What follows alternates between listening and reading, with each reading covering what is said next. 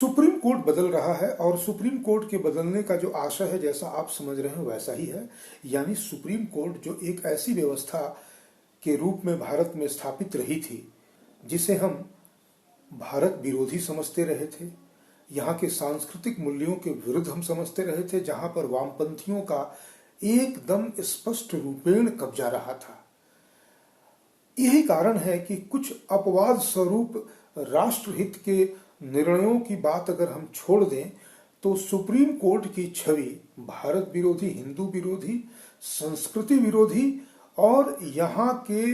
मूल जन की भावना विरोधी रही थी। लेकिन अब कुछ कुछ बदल रहा है।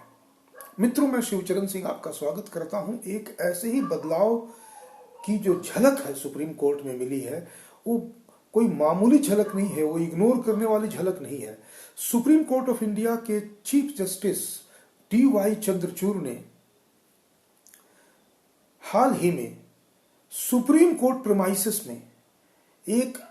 आयुष या आयुर्वेद के सेंटर का उद्घाटन किया। कहने को तो ये बहुत ही मामूली घटना कही जा सकती है, लेकिन ये मामूली घटना नहीं थी। कोई एक ऐसे ही जिसे रूटीन इवेंट नहीं था, ये था तो रूटीन इवेंट, लेकिन ये बहुत बड़े मैसेज को दे गया। मैसेज क्या दिया?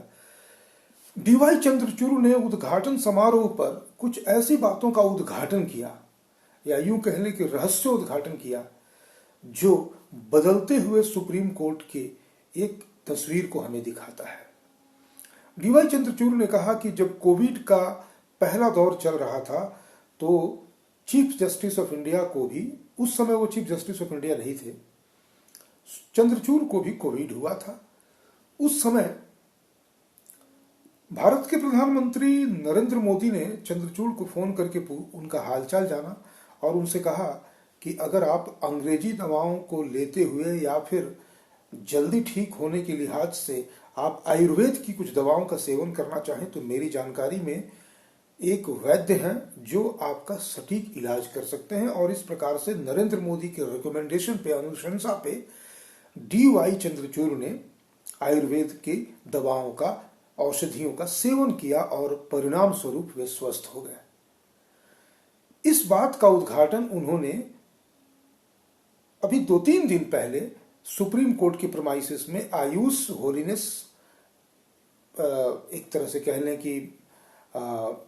वो जो एक आयुर्वेद के चिकित्सा या फिर उसके जितने भी जो उपचार की विधियां होती हैं उनके लिए सुप्रीम कोर्ट के कर्मचारियों, वहाँ के जजों, वहाँ के वकीलों के लिए जो एक सेंटर का एक की शुरुआत की गई, उसके उद्घाटन पे वे कह रहे थे। अगर ये एक मामूली इवेंट और एक सीधे एक ऐसा रहता कि भाई सब कुछ ठीक ठाक चलता रहता सुप्रीम कोर्ट में, तो माना जाता कि चलो भाई चीफ जस्टिस ऑफ इंडिया ने प्रधानमंत्री का नाम ले लिया और फिर कोई बात नहीं है। नहीं, ये पिछले 70-75 वर्षों के एक ऐसी छवि को उठा के पटक देने वाली घटना है जो आने वाले समय में बहुत सारे परिवर्तन को की ओर संकेत करता है। अभी हम डी.वाई. चंद्रचूड़ की बात व्यक्तिगत रूप से ना करके हम सीधे इस घटना पे और उन दिनों क्या बातें चल रही थी इस पे हम आते हैं। आपको याद होगा कि जब कोविड का पहला फेज, या यूं कहने की वो कोविड का जो पहला अटैक हुआ था 2020 में, तो जो पैनिक सिचुएशन था वो पूरे देश में इतना जबरदस्त था कि कुछ कुछ दवाओं को लेकर के लोगों में इतना दुराग्रह हो गया था, जिसे बाद में स्वयं ही हेल्थ मिनिस्ट्री ने भी कहा कि नहीं, इनकी जरूरत नहीं है। और एक तरह से कहने की दवाओं का रेजिमेन रिकमेंड किया जाता था वो कोविड ऐप के माध्यम से, और तरह तरह की बातें होती थी। सेकेंड अटैक में, सेकेंड वेव में जिसे हम कहते हैं, सेकेंड वेव में तो मतलब वो कह लीजिए कि एक हैवक क्रिएट हो गया था और लोग ऑक्सीजन सिलेंडर से लेकर के कुछ कुछ रेमडेसिविर किस्म की कुछ दवाओं को ब्लैक में खरीद रहे थे। वैसे समय में जब सबसे पहला अटैक और सबसे पहला वेव आया था तो प्रधानमंत्री व्यक्तिगत रूप से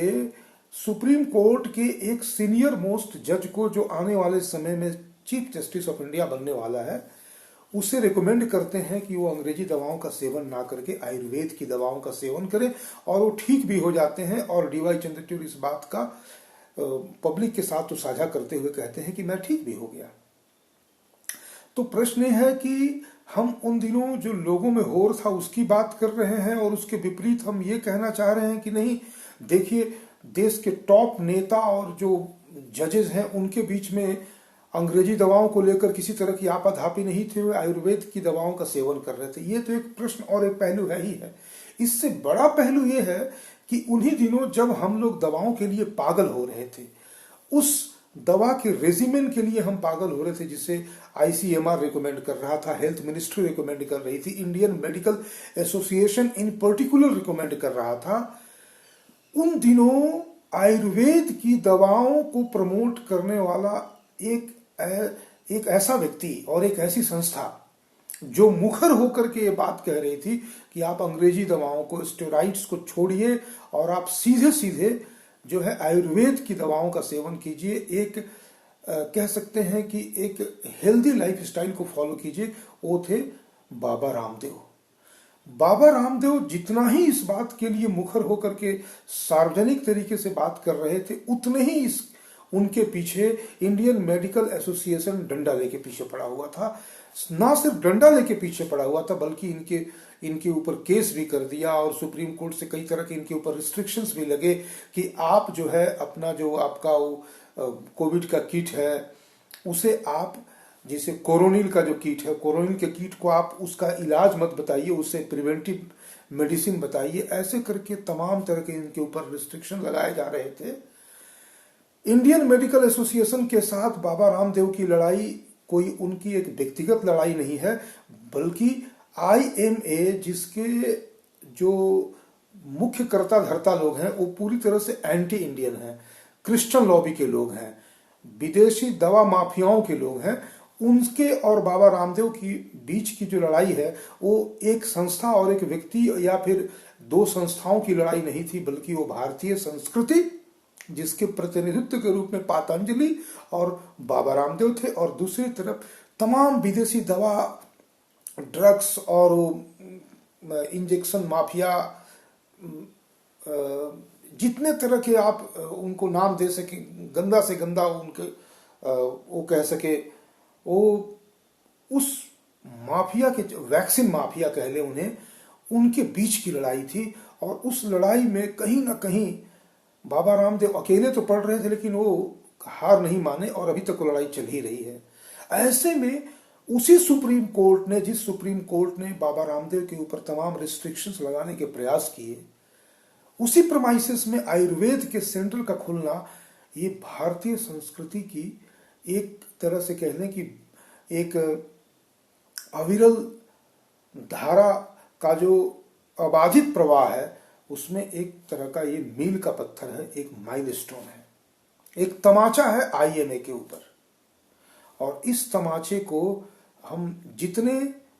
गहराई से अध्ययन करेंगे तो हमें आप मालूम चलेगा कि आने वाले समय में अगर किसी तरह का मुकदमा पहुंचता है सुप्रीम कोर्ट में आयुर्वेद वर्सेस एलोपैथिक मेडिसिन से, या फिर इसको मैं सीधे कहूं कि भारतीय सांस्कृतिक मूल्यों की लड़ाई जब होगी विदेशी दवा माफियाओं से, वैक्सीन माफियाओं से, तो ऐसे में जो वकील हमारे पक्ष में खड़े होंगे वे सबसे पहले एक इशारा करेंगे कि देखिए इसी सुप्रीम कोर्ट प्रमाइसिस में हमारा एक आयुर्वेद का सेंटर भी है, और तब हमारी लड़ाई बड़ी ही बेहतरीन तरीके से दुनिया के सामने पहुंचेगी। In the mean time CJI Chandrachud ने ना सिर्फ आयुर्वेद को प्रमोट किया, देखिए आयुर्वेद को प्रमोट करने की जरूरत नहीं है, जो जानते हैं जिस प्रकार से स्वयं चंद्रचूड़ ने गुप्त रीति नहीं कहेंगे, बिना सार्वजनिक किए हुए इस बात को कि भाई हम आयुर्वेद का सेवन कर रहे हैं किया। प्रधानमंत्री ने भी आज तक कभी इस बात की चर्चा नहीं की सार्वजनिक रूप से, और सबसे पहले डीवाई चंद्रचूड़ ने इस बात को कहा। लेकिन बात सिर्फ सार्वजनिक करने की नहीं है, बात यह है कि इससे लोगों का मोराल बढ़ेगा, और जिसे हम अब तक गैर राष्ट्रीय राष्ट्र विरोधी संस्था समझते रहे थे क्योंकि उसमें पूरी तरह से वामपंथियों का कब्जा था, वहां से वहां का जो सबसे मुख्य व्यक्ति है उसके द्वारा भारतीय परंपरा का एक तरह से कह लें कि सम्मान जो है वो आने वाले समय में सुप्रीम कोर्ट के बदलते हुए तस्वीर की कहानी कहेगा, और ये हमारे लिए बहुत जरूरी है। और हमें लगता है कि ये समय का जो प्रवाह है, इस प्रवाह में वामपंथियों के जो मटेरियल फोर्ट्स हैं, जो भौतिक किले हैं, वे तो बहुत पहले ढह चुके हैं, लेकिन अब समय है कि जो सटल या माइक्रो लेवल पे जो हमारे लाइफ स्टाइल में, जो हमारे संस्कृति को अपवित्र करने की दृष्टि से जो वामपंथ अलग अलग तरह के वोकिज्म के माध्यम से मनोरंजन, शिक्षा, न्याय तंत्र, समाज के बिहेवियर में, पॉलिटिकल बिहेवियर में तो खैर है ही है,